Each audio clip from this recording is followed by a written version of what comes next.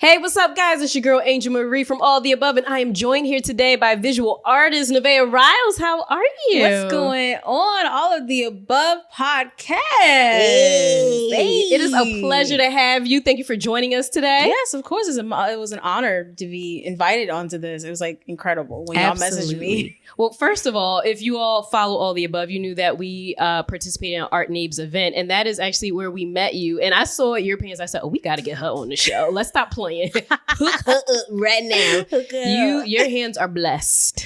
Yes, blessed and highly favored. We got to get into that. Yes. So first and foremost, what would you say has initially created that spark and that passion for art for you? And when did you even discover your talent?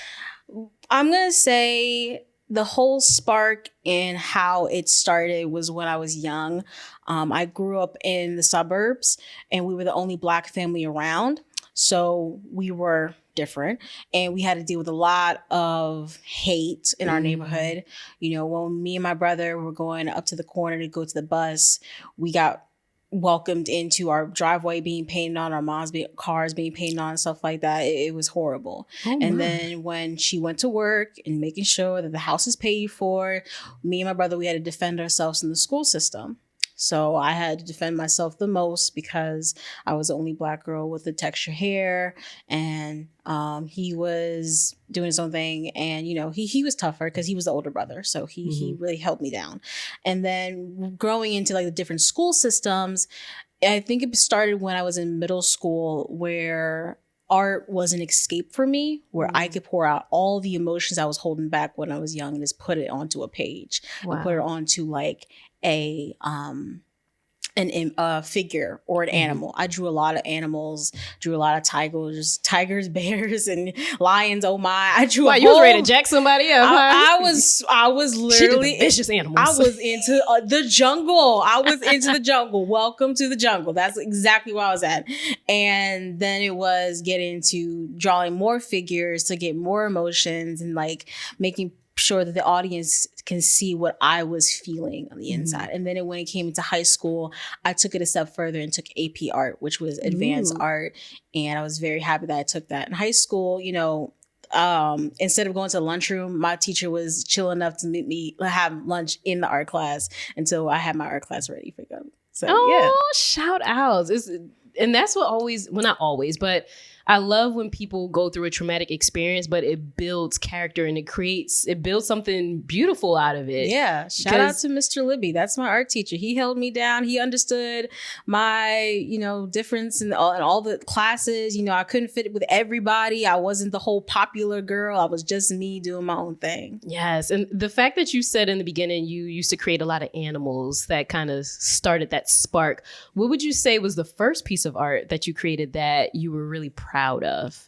I will say that the first piece of art that I was ever proud of was a 3-piece lion face with figure faces on the side. So Mr. Libby, he had us do like a 3-piece project. You could do a long ways, landscape, you can do it every way. So I wanted to do the portrait of a lion, and I wanted to have faces that represent the lion. So I had like a man's face that was yelling, a woman's face on the right that was smiling, a woman's on the left that was just gracefully just closing her eyes, being peaceful and tranquil. So it was like the 3 phases of a lion. And I think that kind of related to me because I had so many emotions going on. Like I could, you know, have a nice smile on the inside, but on the outside, but on the inside, I was like fuming. I was yelling because of all the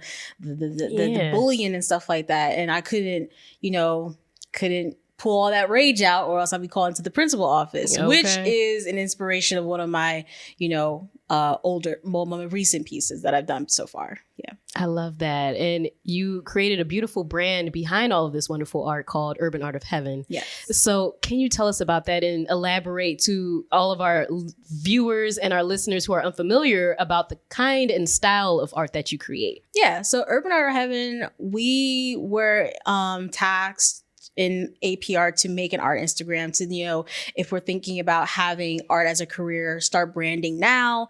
And I chose Urban Art of Heaven because I was so infatuated with Philly art because my whole family is from Philly. So every weekend that I could get a chance was to say, Mom, let's go to Aunt Bella's, let's go to Aunt Cattetti's, let's go to Trees, let's go here, let's go there. Anywhere in Philly, I wanted to be there every weekend. Yes. And I wanted to see the murals, I wanted to see the art exhibitions, I wanted to see all the Black art they had.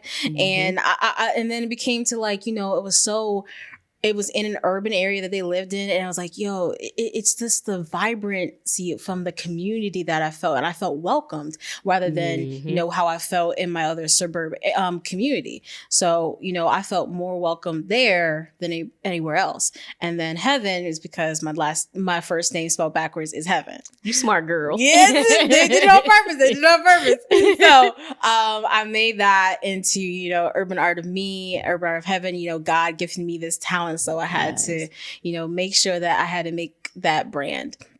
And then it became into, okay, so what is Urban Art of Heaven going to do?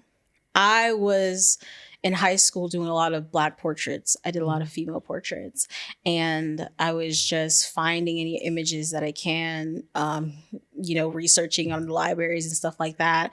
And I got into like braiding hairs, how like people like would just do different brush strokes to show how, show how excited Black hair is. And so I was like so into that. And then it got into, okay, so composition wise, because I was always zoomed in on portraits. And then when I got into college, I was like, okay, so I gotta get out the portrait. I gotta do something more big. I gotta do something more big because Heaven's big. So, right. And then it came into not just about my emotions, but the Black youth's emotions. So when I got older into finding stories to tell throughout my artwork, I wanted to tell stories for Black youth that had trouble of their own way of fitting into any types of community and what community they felt more comfortable in. I asked all my cousins and they said it was their, urban community, their Philly home. And so, and it was a shame that they couldn't fit into everywhere in the school system or the playgrounds and as much as they wanted to. So I wanted to make compositions for them to understand. I even wrote in my journal, like my dream was like, I want to be in an art exhibition. Like say, for example, the Philadelphia Museum. I want to be in there and I want a little Black girl to look at my artwork and point at it to her mom and say, that's me. Yes. I know that. I know numbers. I know double Dutch. I know cooking with a grandma. Like that's the reaction I envision myself in the future. Like I want to see the Black girl or a Black boy to, see that. It's coming. Yeah, it's coming.